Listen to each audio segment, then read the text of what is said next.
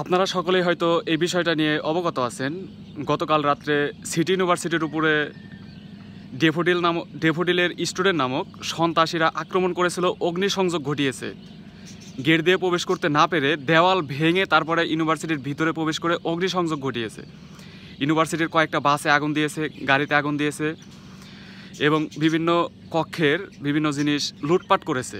Computer সহ বিভিন্ন ধরনের দরকারি কাগজপত্র চুরি করে নিয়ে গেছে তারা লুটপাট করে। এবং ভিতরে দুইটা লেডিস হোস্টেল ছিল, সেইখানে তারা আক্রমণ করেছিল। এখন আমার মনে হয় না সামান্য একটা বিষয়কে কেন্দ্র করে ইউনিভার্সিটির ভিতরে এই ধরনের নৃশংস কার্যক্রম তারা পরিচালনা করবে। এটা খুবই নিন্দনীয় বিষয়।